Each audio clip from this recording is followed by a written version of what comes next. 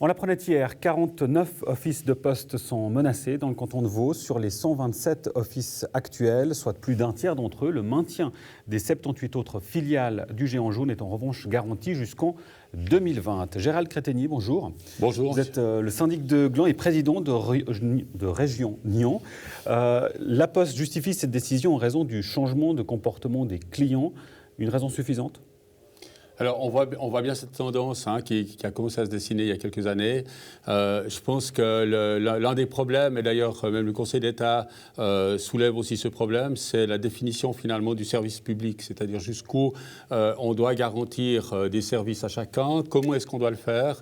Et c'est certainement l'un des problèmes qu'il faudra résoudre vis-à-vis d'une entreprise qui, elle, raisonne strictement en termes de résultats. Alors justement, on a d'un côté le service universel, public dont vous parlez, et puis les éléments liés à la gestion d'une entreprise privée. C'est possible de concilier les deux ?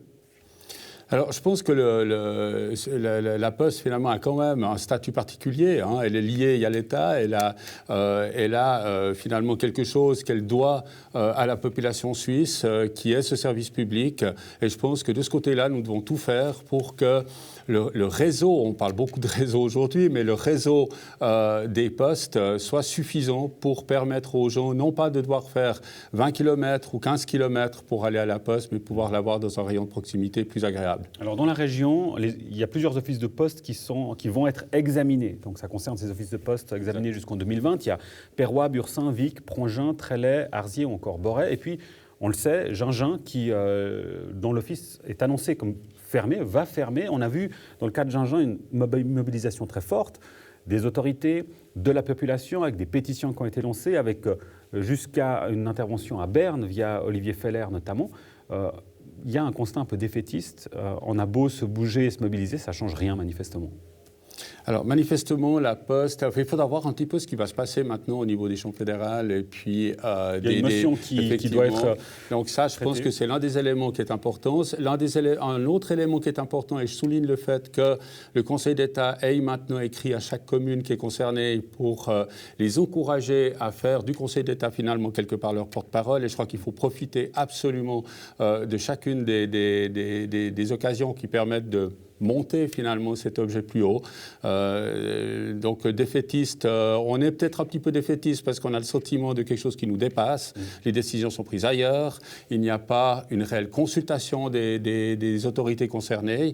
On apprend les choses après coup. Par contre, je pense que maintenant, c'est peut-être le moment de pouvoir en découdre. Et pour vous, les solutions qui sont proposées par la Poste ne sont pas suffisantes, à savoir de pouvoir, que ce soit un commerçant par exemple qui fasse l'objet d'un guichet simplement, ou en tout cas une présence, voire des postiers qui vont eux-mêmes directement chez l'habitant du porte-à-porte pour gérer certains éléments de la Poste.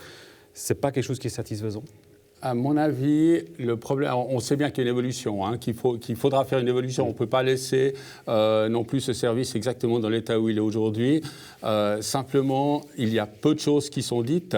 Quand on interroge les commerçants qui effectivement organisent le service pour la Poste, ceux-là ont aussi des griefs vis-à-vis de la Poste par rapport, bien sûr, à l'apport, en particulier financier, qui leur permettrait de pouvoir travailler, ce qui veut dire aussi que le service n'est peut-être pas pérenne.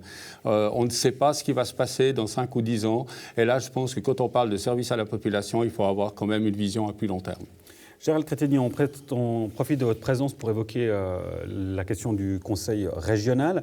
Vous avez déclaré vouloir faire plus de séances au Conseil régional. On parle des séances du Conseil intercommunal, c'est juste ? Exactement. Pour quelle raison ? Alors, simplement le Conseil, je vous donne juste un exemple qui est tout à fait clair. Nous allons avoir la semaine prochaine un Conseil intercommunal où il y a 7 préavis à l'ordre du jour. Donc 7 préavis pour un Conseil intercommunal, c'est beaucoup. Il y a trop de dossiers à traiter. Il y a beaucoup de dossiers à traiter et si l'on veut que ce Conseil reste de qualité, si l'on veut aussi que la discussion et le débat se passent de manière correcte, parce qu'il commence maintenant à bien évoluer le débat. Et pour moi, c'est une garantie, en tout cas, de l'effet démocratique. Donc, il faut que ça puisse continuer. Et là, le CODIR s'interroge effectivement actuellement sur le nombre de séances qu'il faudrait mettre à l'ordre du jour pour l'année prochaine. On parle de plus en plus de la difficulté des élus à concilier vie professionnelle, vie publique, voire vie privée. Est-ce que de rajouter des séances, c'est vraiment une bonne idée dans le contexte actuel ? Il faut faire attention de ne pas trop en rajouter. C'est pour ça qu'on se pose la question exactement de ce qu'il faut faire. Mais de rester strictement au statu quo, je pense que ça risque d'amener beaucoup de frustration également. Gérald Crétegny, un grand merci pour votre présence. On vous retrouve tout à l'heure dans l'émission du débat avec Rodolphe Henner. Merci. Merci beaucoup.